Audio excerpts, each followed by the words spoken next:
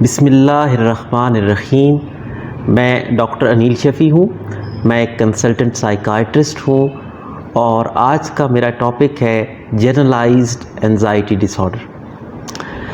اگر آپ نے اپنے گرد و نواح میں کوئی ایسا شخص دیکھا ہے جو ہر وقت پریشان رہتا ہے، ٹینشن کا شکار رہتا ہے اور زندگی کے چھوٹے چھوٹے مسائل کے بارے میں بہت زیادہ ٹینشن لیتا ہے کہ یہ کیسے ہوگا، کچھ برا تو نہیں ہو جائے گا، اور ہر وقت اس کے چہرے سے اور اس کے طرز عمل سے پریشانی عیاں نظر آتی ہے، تو یہ جو ویڈیو ہے یہ اسی شخص کے بارے میں ہے۔ وہ آپ بھی ہو سکتے ہیں، خود بھی، اور آپ کا کوئی پیارا بھی ہو سکتا ہے، کیونکہ جنرلائزڈ اینزائٹی ڈس آرڈر یعنی عمومی بے چینی اور گھبراہٹ کی بیماری ایک بہت ہی کامن بیماری ہے، جس میں بے چینی اور گھبراہٹ کی علامات رہنا شروع ہو جاتی ہیں، اور یہ علامات کسی ایک خاص چیز کے بارے میں عموماً نہیں ہوتی، بلکہ مختلف چیزوں کے بارے میں بالعموم وہ شخص پریشان رہتا ہے۔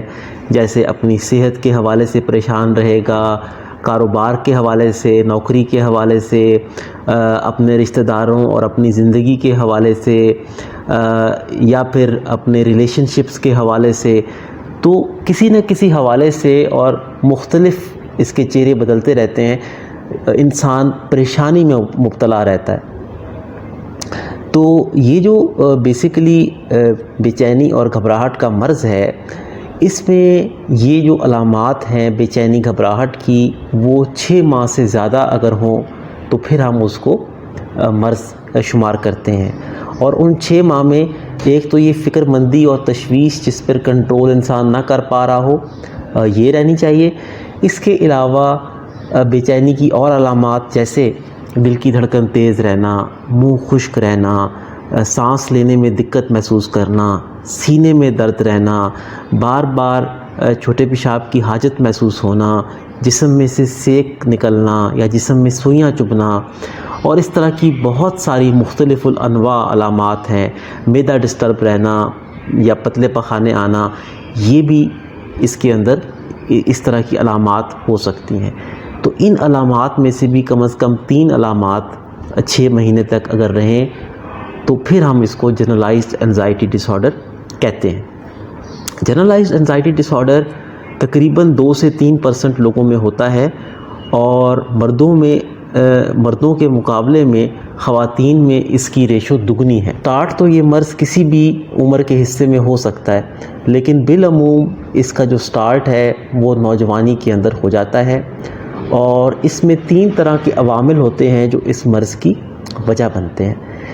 پہلی جو عوامل جن کو ہم بایولوجیکل ریزنز کہتے ہیں، بایولوجیکل ریزنز سے مراد کیا ہے؟ ہمارے جینز، یعنی یہ ان امراض میں سے آتے ہیں جو کہ فیملیز میں رن کر سکتے ہیں۔ جیسے اگر آپ کے پیرنٹس میں سے کسی کو تھا تو آپ کو ہونے کا چانس بڑھ جائے گا۔ تو ایک تو یہ جینیٹک فیکٹرز بڑے امپورٹنٹ ہیں۔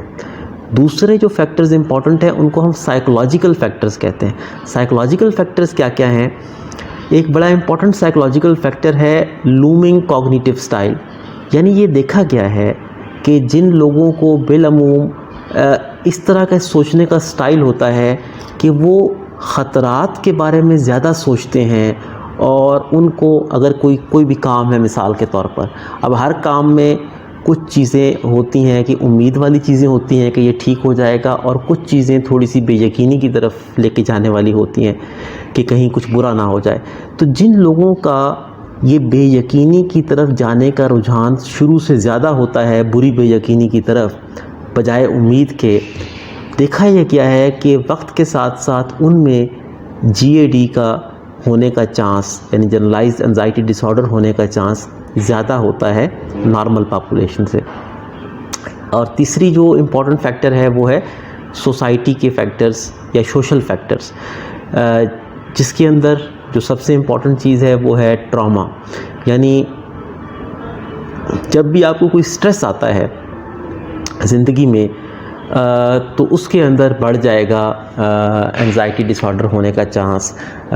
سٹریس کسی بھی طرح کا ہو سکتا ہے, کوئی آپ کی جاب لاس کے حوالے سے ہو سکتا ہے, فائنینشیل پرابلم ہو سکتا ہے, ریلیشن شپ کا ایشو ہو سکتا ہے, کوئی جسمانی بیماری ہو سکتی ہے.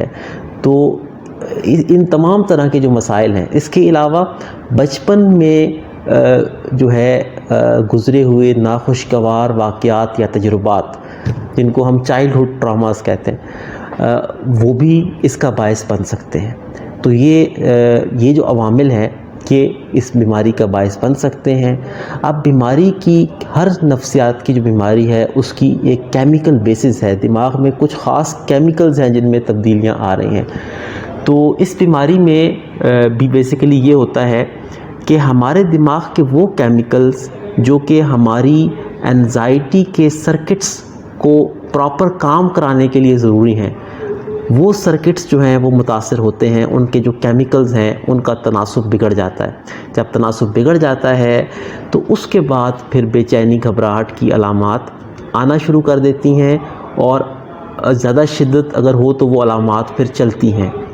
اس مرض کا اچھا علاج موجود ہے, اور اچھا علاج جو ہے وہ اس کا 2 طرح سے ہوتا ہے.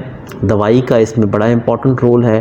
دوائی جو ہے وہ ان کیمیکلز کا تناسب بحال کرتی ہے جو کہ اس مرض کا بنیادی طور پر باعث بن رہے ہیں. تو جب وہ چیزیں بہتر ہو جاتی ہیں تو پھر ضرورت جو ہے وہ یہ مرض جو ہے وہ بہتری کی طرف چل پڑتا ہے. دوسری جو طریقہ ہے علاج کا جو کہ دوائی کے ساتھ چلتا ہے, وہ ہے بات چیت والا علاج, جس میں ہم پیشنٹ کے سوچوں اور رویوں کو مثبت بنا کے, وہ ایک خاص طریقے سے ہوتا ہے. یہ کامن سینس بیس پہ صرف نہیں مبنی ہوتا, اس کی پراپر ایک سائنٹیفک طریقہ ہوتا ہے کروانے کا. اس کے اوپر کام کر کے ہم مریض کی حالت میں بہتری لے کے آتے ہیں. تو جب یہ دونوں علاج ساتھ ساتھ چلتے ہیں تو سب سے زیادہ اچھی بہتری ان علامات میں وہ آتی ہے. تو بیسیکلی میرا جو آج کی ویڈیو کا بنیادی مقصد ہے وہ آپ کو اس مرض کے بارے میں آگاہی دینا تھا, اور یہ بتانا تھا کہ علاج اس کا انتہائی اچھا موجود ہے, اور جتنی یہ تکلیف دہ مرض ہے اتنا ہی زیادہ آپ اس کا اچھے طریقے سے علاج کر سکتے ہیں. بہت شکریہ.